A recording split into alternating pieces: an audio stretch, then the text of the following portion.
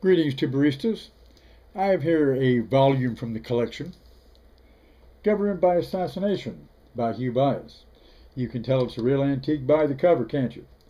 The blurb at the bottom underscores this. It reads, "Only a man who lived in Japan for 23 years could produce this sensational revelation of the secret power of the Japanese militarists." The author, we're also told on the cover, was formerly Tokyo correspondent of the New York Times and author of another book on the same subject, The Japanese Enemy. So Hugh's bias seems pretty obvious. Inside, here on page 159, we find gems like this to describe the fascistic wing of the Japanese military that had taken over the imperial state and launched it on its wars of aggression in the Pacific Rim. The army denied that it wanted a military dictatorship or a fascist regime. All it wanted was a national defense state. So they claimed in pamphlets designed for consumption by Japanese civilians and soldiers and foreign readers too. Bias quotes General Araki on page 148. That viewing Japan as warlike is an ill-natured and superficial accusation. Japan's ideal is the realization of eternal peace, the good general insisted. The Japanese are scrupulous, as no other nation has ever been, not to use arms where their use is unjustified.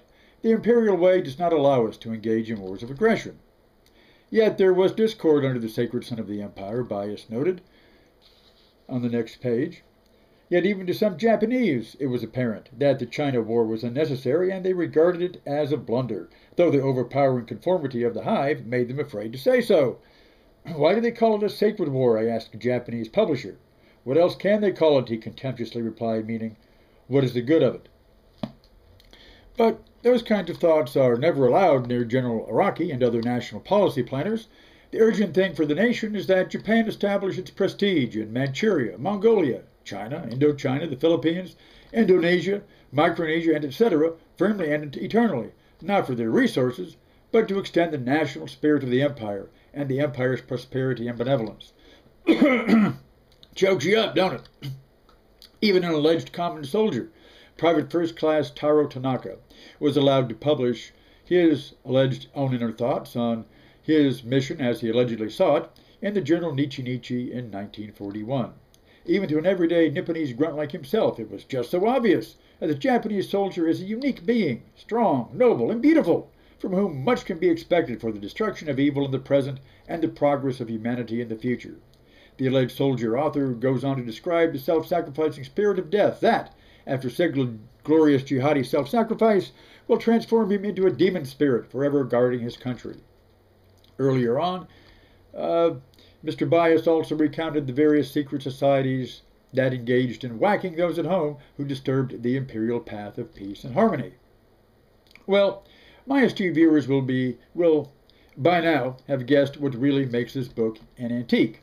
They know not to judge it by its cover, with its 1940s logo and Eurocentric graphic of a Japanese portal resting in a pool of blood, nor is it the 1942 date of publication inscribed on the inside title page.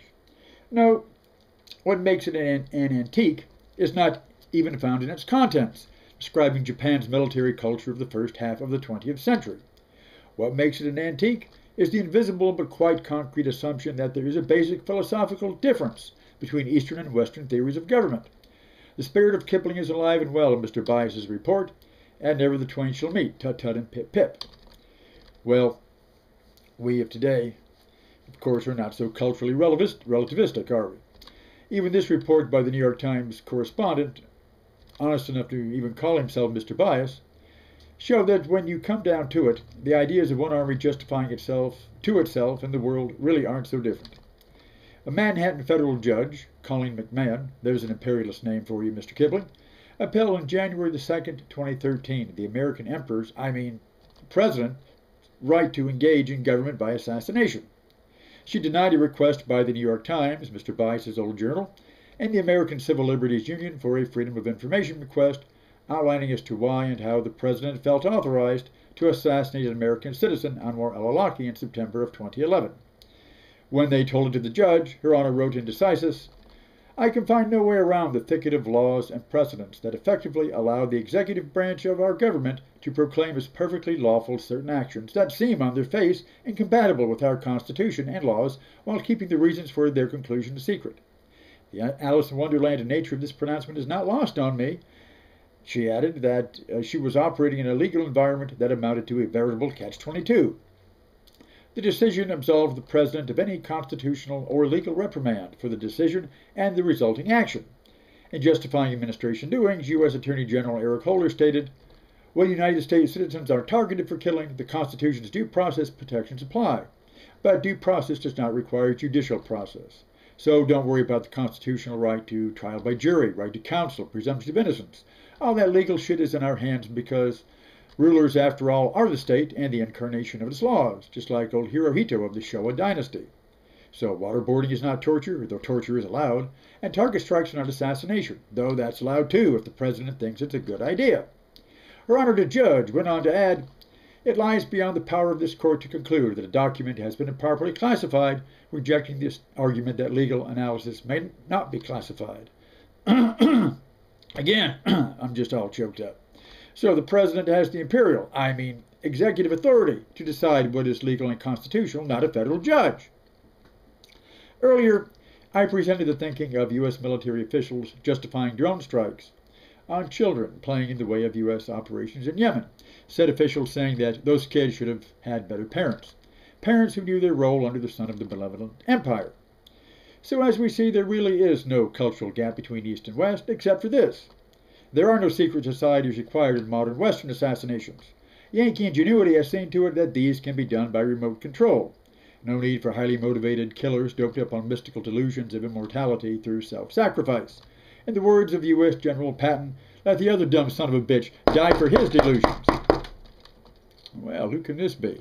Yes, I did pay my YouTube bill. Hello? Who? Do what? What? Man, turn that crap down. What?